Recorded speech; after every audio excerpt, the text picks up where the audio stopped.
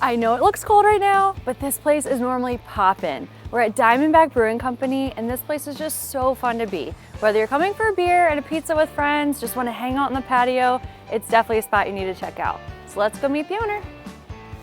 As a busy mom, realtor, and someone who just likes to have fun, I'm always on the go around Baltimore. Whether you're new to the area or you've lived here your whole life, I want to show you my favorite places to eat, play, and live around 21230. I'm Ali Hudler with Compass, and this is the 21230 show. So here we are, we're in Diamondback. I'm so excited to introduce you to Tom. Tom, thanks so much for having us today. Absolutely, thanks for coming. Yeah, we love it here. We're so excited to just hear the background about you and how you got started. For sure. So I'm Tom Foster, one of the co-founders of Diamondback. We started the company back in 2014, actually. Oh my gosh. Didn't even have this facility. Yeah. We were kind of nomads, contract brewing all over the state. That's so awesome. We went from Easton down to Virginia for a little while, came back to Baltimore, and then around 2016, made the investment, opened this facility here at this point.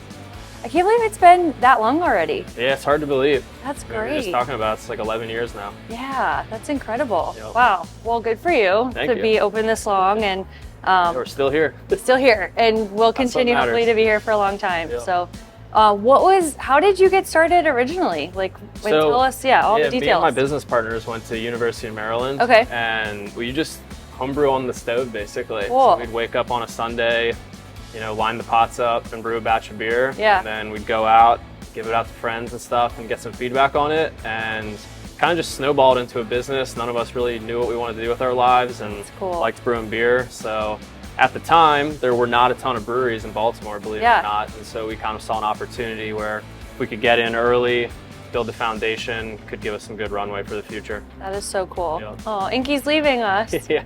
Tell us about Inky while we've got So him Inky's on our camera. brew cat. Yeah. So he has been here since basically the first year we were here. That's cool. We originally got him to try and help out with the mouse population that can come in during the winter. And over the years, he's kind of warmed up and become a staple of the neighborhood. And I was telling you earlier, my kids just love coming in looking for Inky, and they want to like go down the steps and try to find him. It's so cute. Yeah, so everybody loves him. The tap room in the summer, you can see him wander in the patio. He's everywhere. It's so fun. Yeah. Well, how did you find this space, and like how did you get here? Because very different than traveling all over, the DMV. It's a lot different. I mean, we didn't really know exactly where we wanted to open up. We looked in the county for a while, up in Baltimore County. Yeah. Checked out a few older buildings in Baltimore. And randomly, we were just at a networking event and met a guy who was sort of a pseudo broker for the facility here. Cool. And he was like, hey, we have this kind of weird space that the landlord doesn't really know what to do with. Yeah. I mean, our facility is essentially underground. So right. For most kind of businesses, it wouldn't really work. But we sort of saw a vision where, hey, if we could somehow get the tanks down there, it could work as a brewery. And it's true. We used a crane, lowered them down. Like, was there no roof or like how did they get in? There's like an opening in the back where the freight elevator used to be. Oh, and we just basically dropped them right down. That's crazy. I mean, they're like 16 feet tall, so it was like pretty precision coming in. Made it work, and I mean, to this day, it's been a great home for us. That's awesome. Yep. Now, because obviously we can go buy your beer in stores, so how did you get from just brewing on your stove to grow bigger and bigger? Yeah, I mean, it was a lot of baby steps along the way. Yeah. For a long period of time, we only sold product here, didn't sell it anywhere else. And kind of slowly over time, really started branching out a little bit more. We used to do all of our own self-distribution. So we had a van, we would load kegs up, load cases up, and drive it basically all over the state. Went down to DC. And eventually signed on with the distributor, so they handle all of our distribution. Cool. Footprint is basically Maryland and Virginia at the moment. And you can mostly find it around this area, primarily in South Baltimore, kind of Canton, Fells Point, that area. That's great. Well, I love it. Like when my brother-in-law and everybody comes to visit, they're like, oh, can we get some of that green machine? So people know about you, across the region, I would say. So green machine keeps the lights on. That's what we say around here. Yeah, I love that. Well, tell us, so you have so many different options here. How did all of that evolve? And is it just, I want to try this and let's, go in this direction? Or? Yeah. So everybody loves IPAs. Everybody loves sours these days. So we brew those. Yeah. And it's not necessarily what we as brewers are beating the door down to brew, Sure. but they're fun to make and they taste great and people love them. But I think our true passion here at Diamondback is really more lower alcohol lagers. We like doing a lot of mixed fermentation stuff in our barrel room, some barrel aged stouts. So some beer that takes a little bit longer to make than others. Yeah. That's where we really like to focus a lot of our time and effort, but That's cool. you can't go wrong with Green Machine or any other ones on tap. How long does it normally take to brew? What's the process like? So a brew day is about 7 to 8 hours typically. Okay. And then depending on the style of beer, it can take upwards of 2 weeks to ferment to over a month. So it really just kind of depends on the style. Yeah. Oh, that's over a month, you said? Yeah, some of the beer from our mixed fermentation program in the barrel room, some of them are 3-4 years plus. Oh my gosh. It takes a while to kind of mellow out the flavors and really get the profile that you're looking for. Well, I guess, do you have a favorite? If you're saying maybe Green Machine's not your, I love Locust Point Lager. That's like our classic American corn lager. Yeah. So 4.9%. You can throw back a couple of them. Sure. Not have to worry about it. Yeah, totally. That's typically where I like to drink, but like I said, Hop Ross, a double IPA, it's fantastic. A ton of citrus flavor. Peach cobbler sour is super popular. It basically tastes like you're eating a peach cobbler.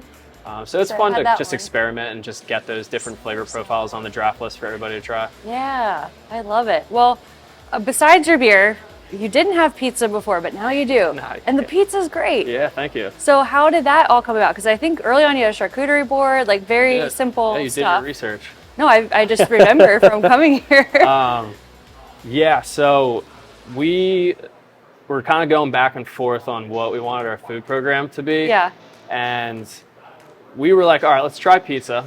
And we were projecting like, man, if we could do 50 pizzas a week, that would be a win for us. And we opened up our first week with the pizza, and I think we did like over 200 pizzas. Oh my gosh. And so it was like a kind of reality moment where you're like, all right, maybe we need to really take this seriously. Yeah. And so we made the investment in our dough program. Cool. We sourced our own cheese, a 5 cheese blend, make our own sauce in-house. Yeah. And we kind of tried to elevate that simple charcuterie program to something a little bit more serious. Yeah. And over the years, the pizza's basically maybe overshadowed the beer to a certain extent, to be honest with you. We always joke that like people come for the beer and stay for the pizza. Yeah. And so we're really happy with the way it's gone. Good. It wasn't necessarily what we envisioned happening, but we kind of just leaned into it as we grew. Well, it's so good. I mean, like I said, we love the pizza. Yeah. And I always love trying, there's so many different kinds, like different toppings. We love the prosciutto, the arugula, like everything. It's just awesome. Yeah, and we have a rotating pop-up every month. So it's like a new specialty one that comes out. Yeah. So this month is our Bombo, which is hot honey on it, a little bit of I'm listening, I promise. The little paw keeps like tapping my arm. That's how he is. You're so cute, Inky. Well, that's really fun. I mean, it like, we come here, and especially in the summer, it's just packed, right? Like the pizza is so good. Everyone's hanging out. Outside is awesome. I know it's cold right now, but just so fun. Like such a great atmosphere. You have live music. So how did all that evolve too? So the patio actually wasn't even here when we first opened. Yeah. I mean, this was basically all a construction site, dirt. I mean, when it rained, it would flood, come in the tap room. So it was sort of like a long-term vision that the landlord sold us on. Was like, hey, stick it out for the first couple of years. We had this whole plan of building this apartment building, building this awesome courtyard. Yeah. And so 2 years later, we were able to basically take over this whole patio. And it's really kind of defined our space, I think. Like people look at Diamondback and they say, oh man, that is the 2,000 square foot outdoor patio we can go enjoy during the summer. We have live music. Mark does a great job kind of curating that lineup every summer, basically. A lot of local artists, people that travel from all over the country. It's just a fun atmosphere out there. Enjoy a beer on the patio. Can't beat it. And you've done other events too. Like I remember I did yoga out here one time. Yeah, we did. So like goat yoga, regular yoga, workout classes. So it's fun for us because there's so many businesses around this area. So we can partner with them and maybe take somebody that has like a small studio and be able to offer up this huge outdoor patio and kind of engage with their customer base the same way that they engage with ours. Totally. Well, do you have a favorite event from the past or? Man, so this past year we had our second year of doing our Brewbarbecue, which is our barbecue and homebrew competition. And that one's been really fun to kind of see grow over the years. So it was only our second year, but the turnout from the first year was almost double. That's awesome. But it's really fun because it's all people from the neighborhood, so Yeah. they're competing against each other. Oh, you get man. to try people's amazing barbecue, really cool beers, and it just creates like a really cool environment and community sort of within the event itself. Yeah. So that's really, I think, where we like to focus our efforts, is trying to build up stuff like that. I love it. And just, yeah, being a part of Locust Point and South Baltimore is just, it is a great community, and I'm a little biased, but I do love it here. So. Yeah, me too. Do you live in the area? So I lived in Locust Point for 3 or 4 years. Okay. I lived around Whole Street, so Yeah. it was cool. I used to walk to work. Yep. But now a little further away, Yeah. which is also sort of nice, you know, not being right next to work all the time. Totally. But I do miss kind of the camaraderie of being so Yeah. close and living in Locust Point. That's awesome, though. Nice. Well, do you want to show us around, or is there love to. anything else you'd want to tell people? Let's take a tour. Okay, cool. Let's do it. So we've added tanks over the years. We started with just the 4 tall ones, Okay. and then added these kind of half-size ones for us. But essentially, all of our raw ingredients come in. We focus a lot on, you know, Euro malts, American malts. Yeah. This is kind of that's like our raw ingredient essentially. Okay. You can chew on it if you want. It sort of tastes like Cheez-Its a little bit to me in a weird way. I love Cheez-Its. Depending on the style, it's our aromatic malt. But the idea is the grain comes in, we put it through the mill cracks it open, and it sort of reveals the starchy inner section of the malt.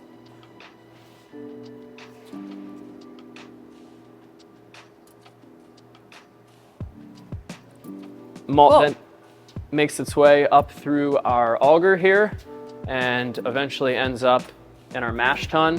So this is where we add hot water. That hot water gets to a certain temperature, and those starches that you can taste in there get converted to sugar. Yeah. Sugar is what we ultimately ferment. Yeah. So fermentation happens in our tanks here.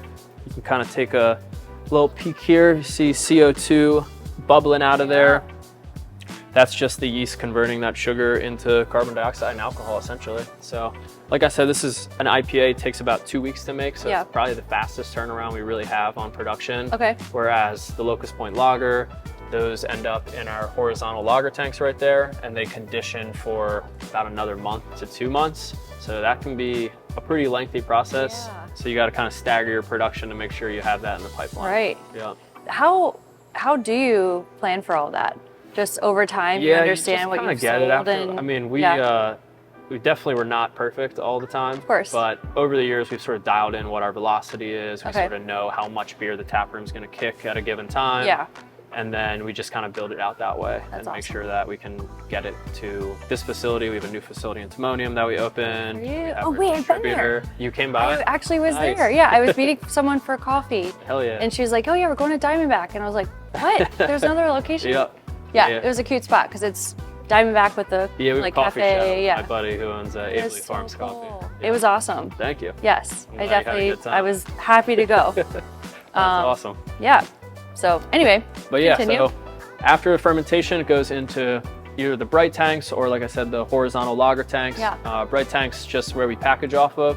So we force CO2 in, get it to a certain level, and then we'll either can off of these or we'll keg off of them. Okay. And then eventually all of the beer makes its way into the cold box.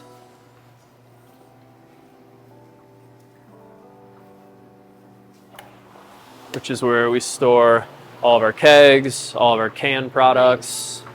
We do a bunch of different SKUs. It's our Dirt Fisherman, the 3.7% lager.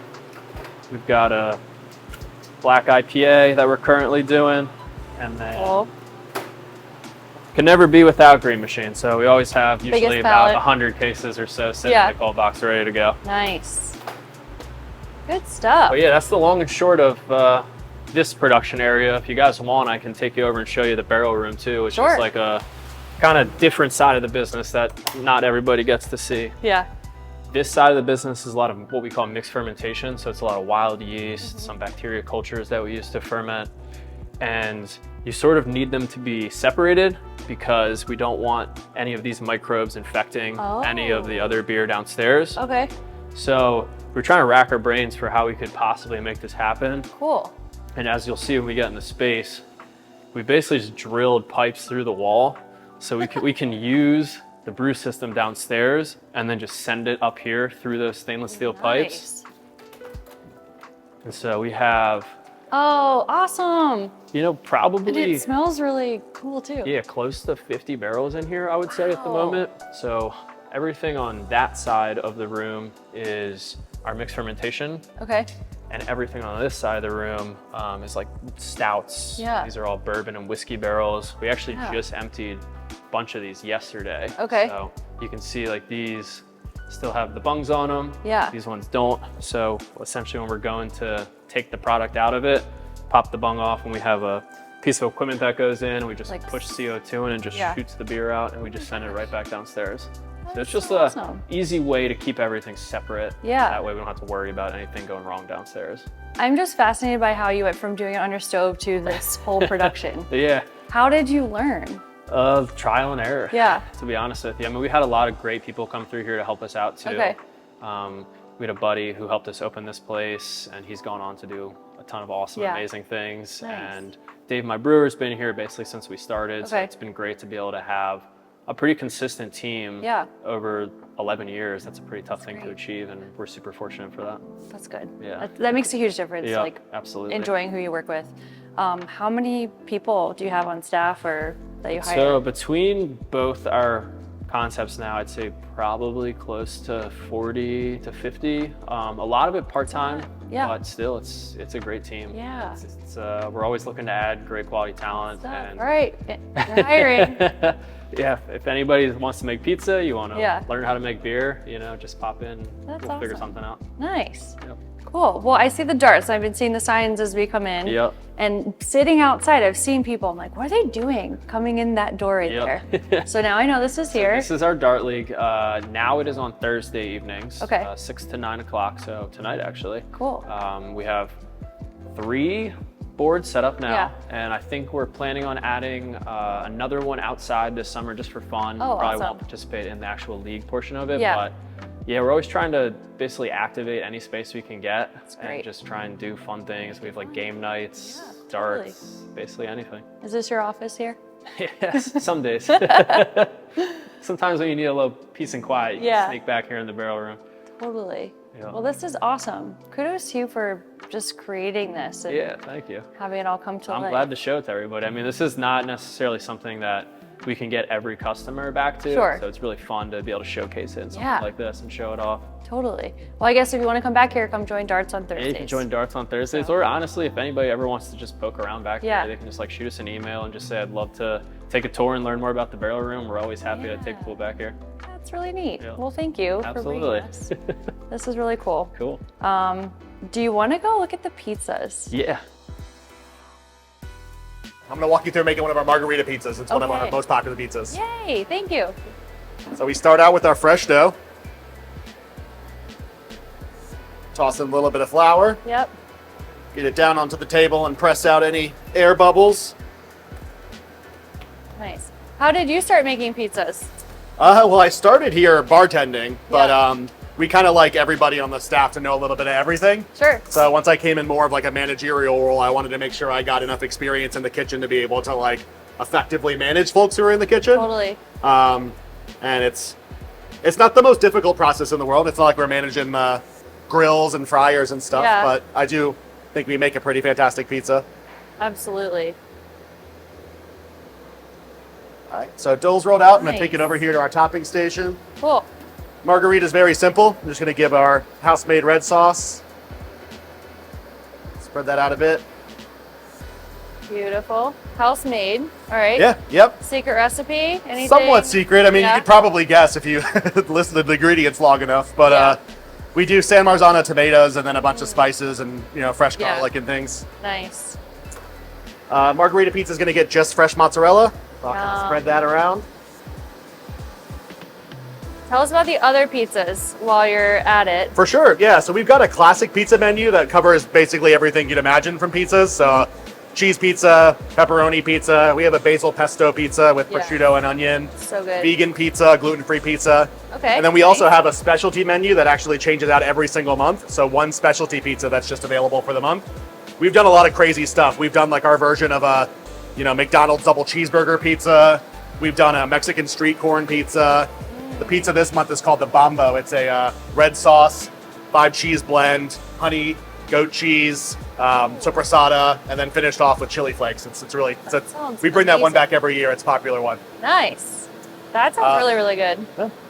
So at this point, the pizza goes through the oven. Takes about 3 to 5 minutes to cook through. Okay. So if you want to go meet Tom over at the bar, I'll just come over with the pizza when it's ready. Okay. Thank you so much. Of course, thank you. Can't wait. Ooh. Here's Mark with our margarita. Thank you, Mark. Enjoy. Looks amazing. Definitely one of our best sellers here. Wow. That looks so pretty.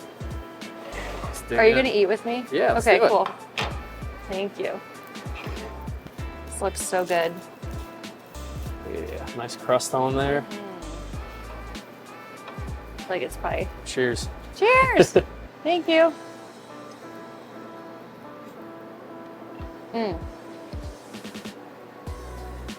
So good. The sauce is great, and I love, obviously, the basil. Yeah, Like, sauce gives has it a like good- just like a little kick from the garlic, Yeah. which kind of melds well with like the creamier nature of the mozzarella. Kind So of balances it out pretty well.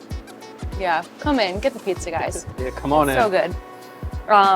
That's good. Well, tell me about your beer wall, beer club. And I see a bunch of people like decorated their own stickers. This just looks so fun. So let's hear about it. Yeah, so this is our mug club. So as you can imagine, being in Locust Point's a pretty tight-knit neighborhood. Yeah. So that's been our MO since we started, is like how can we connect with the neighborhood and be a neighborhood brewery? Sure. And so the mug club's basically our easiest way to do that.